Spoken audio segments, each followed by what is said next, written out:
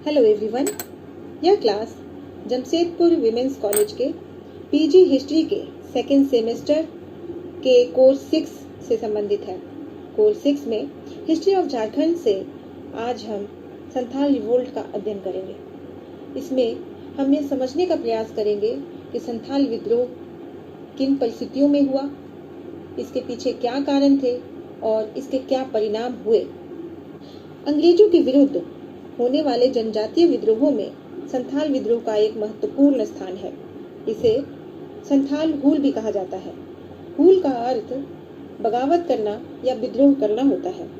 इस विद्रोह का नेतृत्व 4 भाइयों ने किया था, जिनके नाम थे सिद्धू, कान्हू, चांद और भैरव। हम जानते हैं कि शाह आलम द्वितीय ने 1765 ईस्वी में बंगाल की दीवानी अंग्रेजों को सौंपी थी। इसके तहत ही अंग्रेजों का झारखंड में प्रवेश आरंभ हुआ।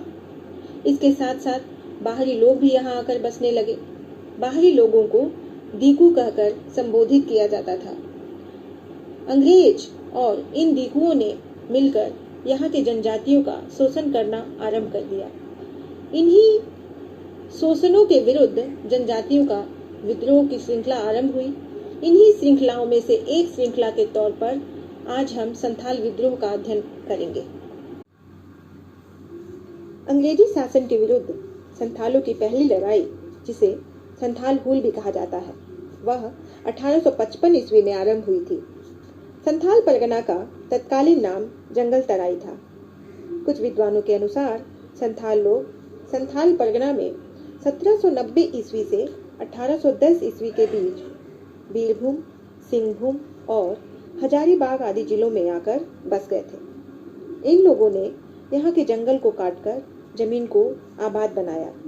इस कारण इनका विश्वास था कि जमीन पर इनका पूर्ण अधिकार है, न कि जमींदार या सरकार का। संथाल परगना का क्षेत्र 1763 ईस्वी के बाद से ही अंग्रेजी अधिपत्य में आ गया था, जब मीर कासिम की सेना राजमहल से 6 मील दक्षिण उधवा नाला के पास अंग्रेज मेयर एडम से पराजित हो गया। यह क्षेत्र भागलपुर जिले का एक हिस्सा बन गया। सदरलैंड की रिपोर्ट के आधार पर 1823 ईस्वी में राजमहल पहाड़ी क्षेत्र को अंग्रेजों ने प्रत्यक्ष अधिकार में ले लिया, जिसे दामिनी कोह के नाम से पुकारा जाता था। अंग्रेजों की गलत नीति के कारण यहाँ शोषण को बहुत बढ़ावा मिला। इस तरह शोषित जनता का असंतोष 1855 ईस्वी में हूल के रूप में फूट पड़ा। अंग्रेजों के विरुद्ध संथालों का विद्रोह करने के पीछे कई कारण थे, जिसमें ईस्ट इंडिया कंपनी का स्वार्थ छिपा था, जो यहाँ से अधिक लगान वसूलने का था।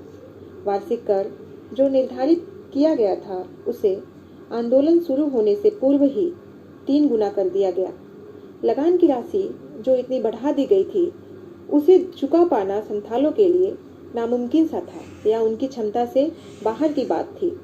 लॉर्ड कॉर्नवालिस की भूमि व्यवस्था, जिसने संथालों के भू स्वामित्व को आहत पहुंचाया, इससे संथालों के भूमि का हस्तांतरण बाहरी लोगों में होने लगा।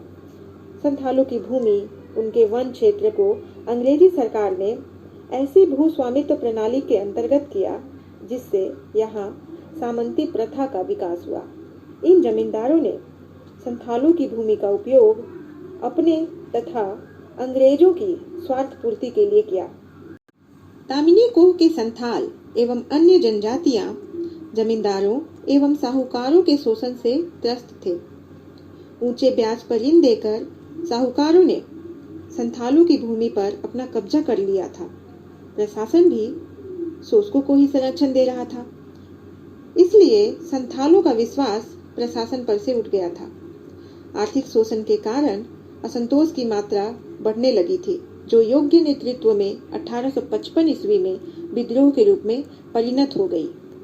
भूमि संथालों की सांस्कृतिक धरोहर थी, जिस पर अंग्रेज एवं बाहरी लोग उनके स्वामित्व पर हस्तक्षेप कर रहे थे, जिससे उनकी भावनाओं को ठेस पहुंच रहा था।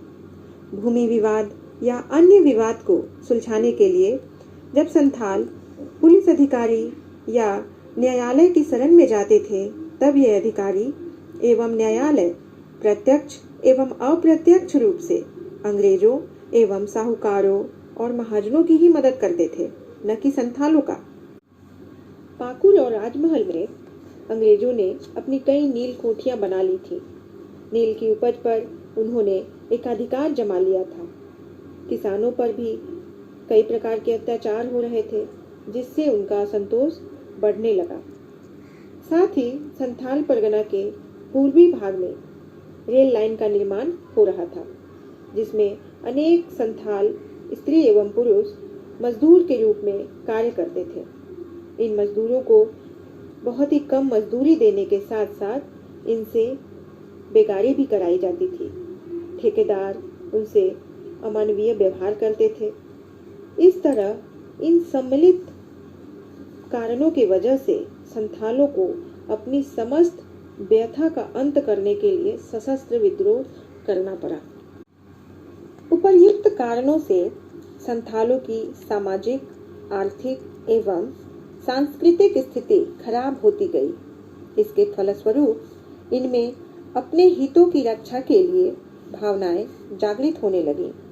फलतः 1855 ईस्वी के जून माह में क्रांति का सूत्रपात हुआ।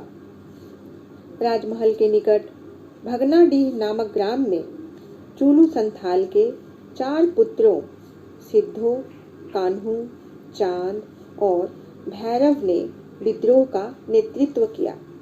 इन लोगों ने अपना देश अपना राज का नारा दिया।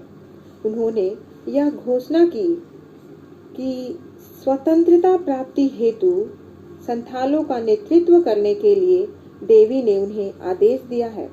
उन्होंने यह विश्वास दिलाया कि मारंग बुरु ने उन्हें 7 बार विभिन्न रूपों में दर्शन दिया है तथा स्वतंत्रता का संदेश देश के हर भाग में पहुंचाने का आदेश भी दिया है।